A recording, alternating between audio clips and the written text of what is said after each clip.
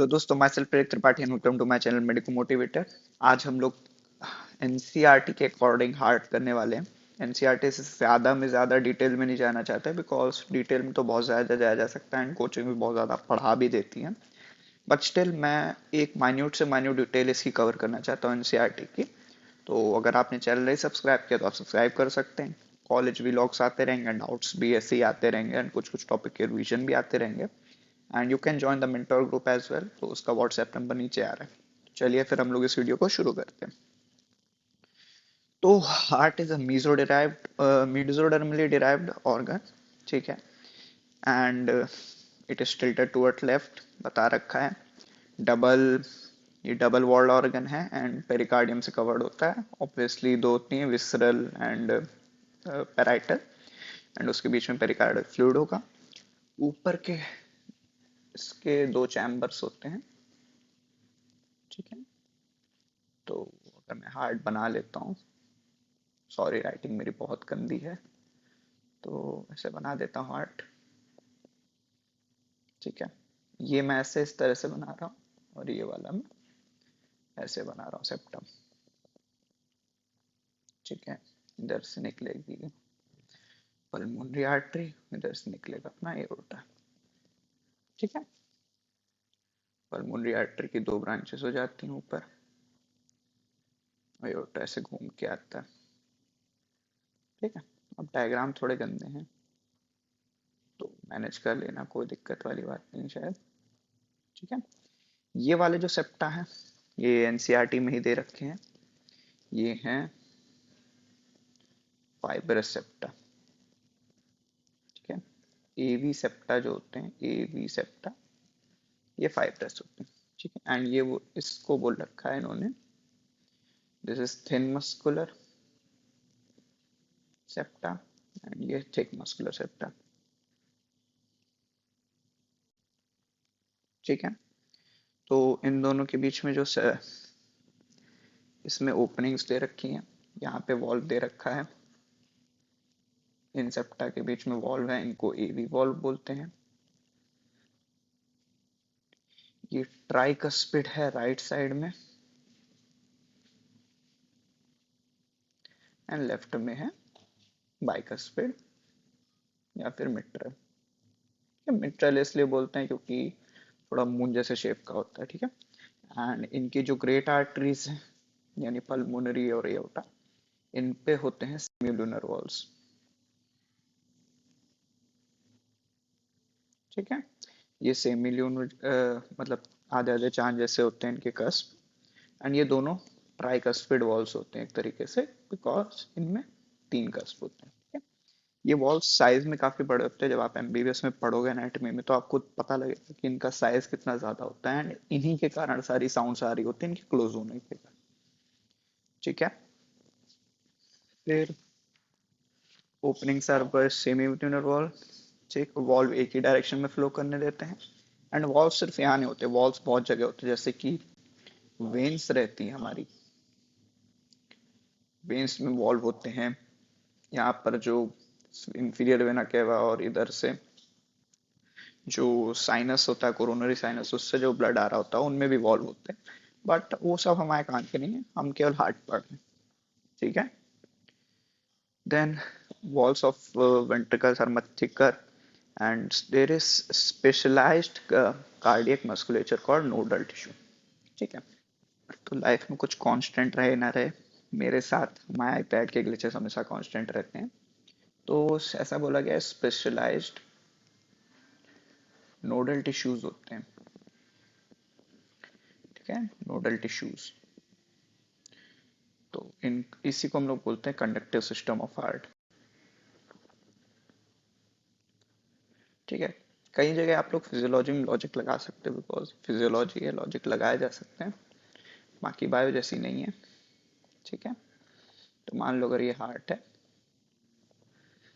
तो इसमें कुछ कुछ चीजें हैं, इनकी लोकेशन दे रखी है। जैसे सबसे पहले दे रखा है साइनोएट्रियल, ऐसे नोड है हमारा, ठीक है। साइनोएट्रियल नोड ये है right upper corner of right atrium, actually में सुपीरियर वेना केवा के एंट्री पॉइंट के पास में, ठीक। फिर दूसरा है एवी नोड, इसका लोकेशन दे रखा है left, lower left corner of right atrium. यहाँ पर है एवी नोड। ठीक। फिर इसमें बोला है एवी नोड के निकलते हैं बंडल्स, इनको एवीएन बोलते हैं, एवी बंडल, एवीएन, या फिर इनको बंडल ऑफिस भी बोलते हैं, एवी बंडल्स, बंडल ऑफिस। एंड फिर इनकी बंडल ब्रांचेस होती हैं, मतलब ये वेंट्रिकल के अंदर ही होती है बंडल ब्रांचेस। कोई और कलर से शो कर देता हूँ। एंड फिर ये पूरी फैल जाती हैं हार्ट में। ठीक है। तो जैसे ये बंडल ब्रांचेस ये बनती हैं और ये फैलने लगती हैं, इनको बोलते हैं परकंजे फाइबर। ठीक है। अब रहता है कि कंडक्शन स्पीड की थोड़ी सी बात होती है। तो ऑब्वियसली देखो यहाँ देखो, हमेशा एक बात याद रखनी, पूरा एट्रियम, दोनों एट्रियम एक साथ होंगे डिपोलराइज, और पूरा जो वेंट्रिकल है वो भी एक साथ डिपोलराइज होगा ऑलमोस्ट। थोड़ा सा अंतर हो सकता है, हल्का सा टाइम का, बाकी कलेक्टिवली होता है हमेशा डिपोलराइज, और कलेक्टिवली स्टोर होता है। ठीक है। तो देखो यहाँ से यहाँ की डिस्टेंस कम है, ऑब्वियस सी बात है, एंड यहाँ से यहाँ की डिस्टेंस ज्यादा है।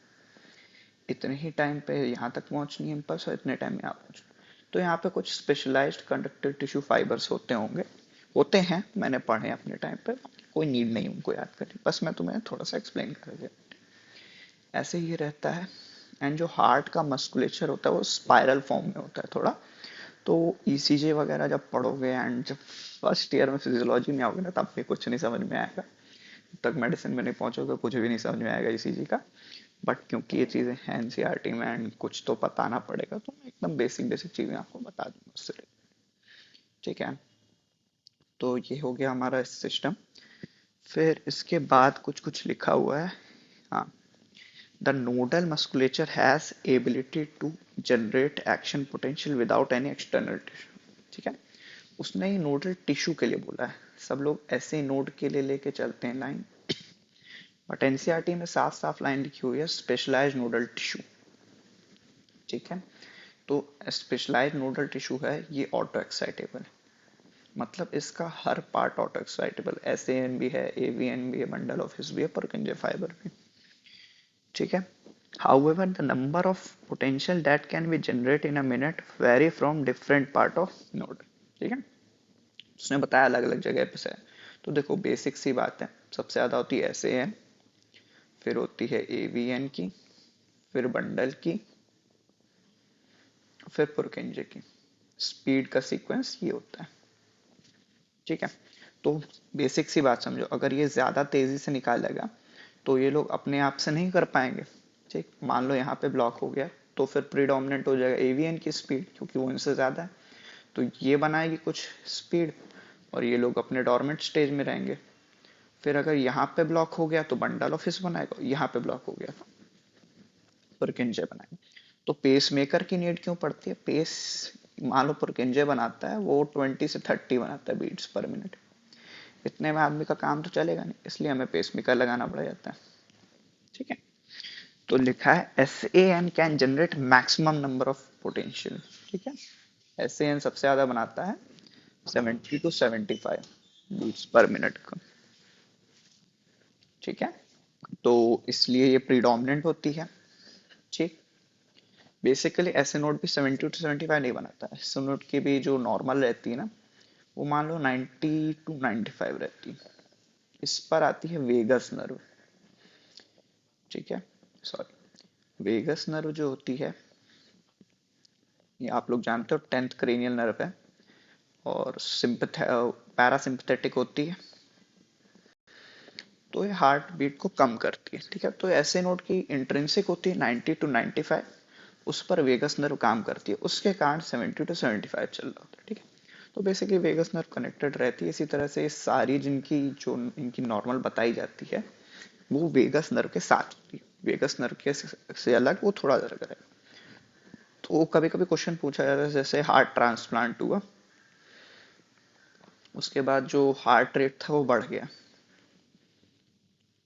तो उसका कारण क्या होता है कि अब वेगस नर्व नहीं होती है कनेक्टेड हार्ट से, एंड इसके कारण एक फिनोमिना होता है वेगल एस्केप।